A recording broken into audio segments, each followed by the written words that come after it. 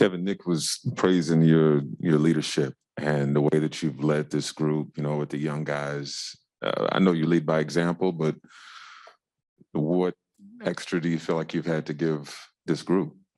I don't think I had to do anything extra. Just be myself. I mean, I love playing. I like being out there. And the challenge of winning is fun to me. So no matter who's out on the floor, we want to play to win. And we're all passionate about the game. It's not like I'm the main voice out there. Everybody is talking and communicating. That's what the team is about. Accepting, I wouldn't call it criticism, but just, just David Duke giving me a reminder on what I should do on a pick and roll, or same with Clax. I think we all are very receptive to, what we can do better out there. That makes a team, so it's much more than my leadership.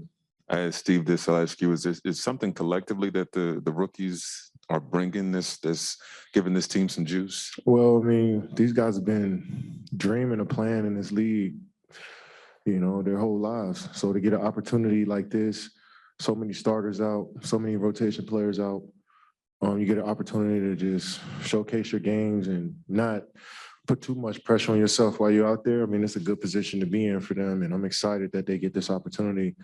And each game is meaningful to us, no matter who's on the floor. So, they feeling the weight of each game, but also still coming in there and relaxed and free. And that's a good balance to have. Great.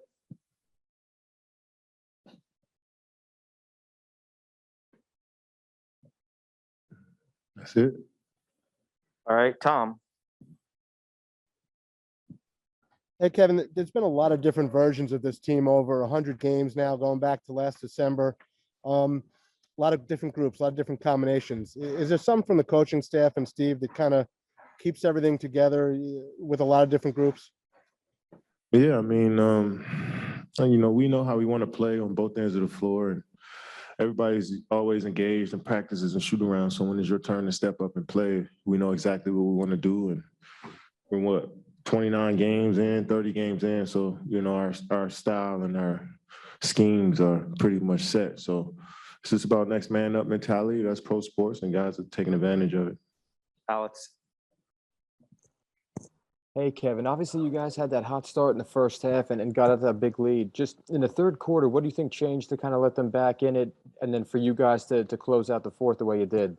I mean, you got to realize the situation we're in. We playing a lot of young players that a lot of people don't know yet. And so Philly come in here and, they feel like they're a contending team.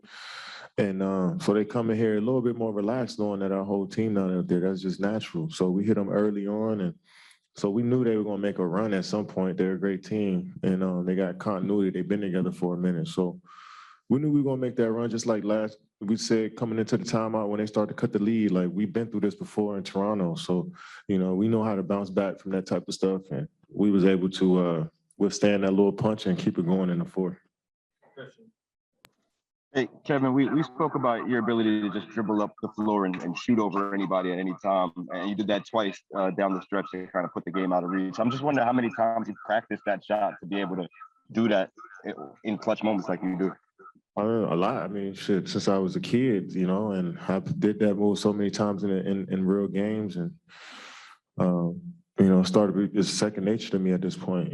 So sometimes I settle for those, and sometimes they're good shots. I thought those two that I took were good ones, and Tobias was so aggressive in trying to contest my shots. I knew he'll try to land in he'll get in my landing area, and I was able to stay focused and knock the three-pointer down and give us a 4-point lead. So just keep working on that shot, keep being aggressive downhill, which may open up some of that stuff for me too. And it's just just got to keep playing aggressive at the end of the day. Matt. Hey, Kevin, Blake got a lot of opportunities kind of in the open floor. I was just curious if you guys are, designing things so that he's getting more opportunities in the short roll. Is it just because of who's out there? Is that a decision he's consciously making? Yeah, I mean, they were trapping without even a screen sometimes when we got into a little pick and roll. So he slipped out, and they were trapping me so far outside the three-point line, trying to get the ball on my hands. I think we made him scramble so much out of that, and Blake made the right decisions all night. And he missed some open threes early in the game, and that one that put us up 7 was like, man, that was a huge, huge shot, and he took it with confidence, and that's what we're gonna need from Blake. He got to the rim, got a couple and ones under the basket, which got his 3-pointer going late in the game, and that's pretty much the formula for him. Brian. Hey, Just, Kevin. oh, Which Brian? Sorry, Brian Mahoney. My fault. sorry about that.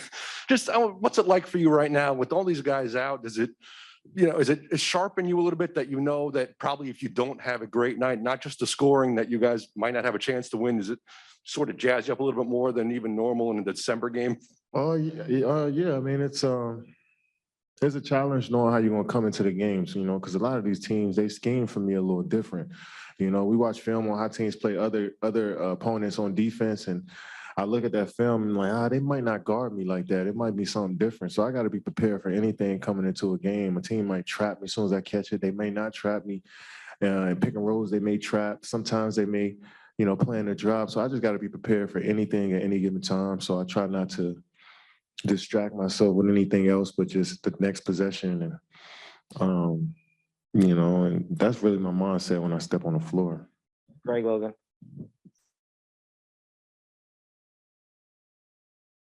Greg, you're muted. I'll mute your mic. Okay, Kevin, sorry. I just wanted to know, in that same vein, is playing with these kids, has it energized? Still a kid. Claxton said that you're definitely being more vocal. And do you think that this can pay off down the road for you guys, even though it's a tough situation now? Yeah, anytime, guys like David Duke and Kess, Dayron Sharp, Clax, younger guys in the league, they play meaningful minutes is always good. It's always good to get to play against, set defense. It's good to play against, championship caliber defense, and it's only going to help us going forward. So getting some good minutes out of these guys against a team like Philly, against a team like Toronto, who has success in this league, it's only going to help them going forward. And I'm excited they got this opportunity. They're not too wide-eyed and nervous, and it's on us as veterans to kind of help them along the way as well. So it's been fun. Last question, Brian Lewis. Hey, Kevin. Circling back to Nick, I'm curious what you've seen, from him, particularly physically. Conditioning-wise, and bouncing back off of that nasty fall and finishing in contact. Have you seen him kind of improve physically, from the beginning of the year now? Yeah, most definitely. It's just about reps. Get more reps, and you play against a guy like Embiid and a guy like Drummond, 2 all-star players. Drummond's an all-star at one point in his career, and then Embiid is all-world player. So you get to play against them is only going to make you better. And I thought tonight he put pressure on him, use his speed, his length, athleticism to be, 8 for 9, and playing around the rim, just pretty much doing everything for us. And take that nasty fall and keep playing. That shows how tough he is.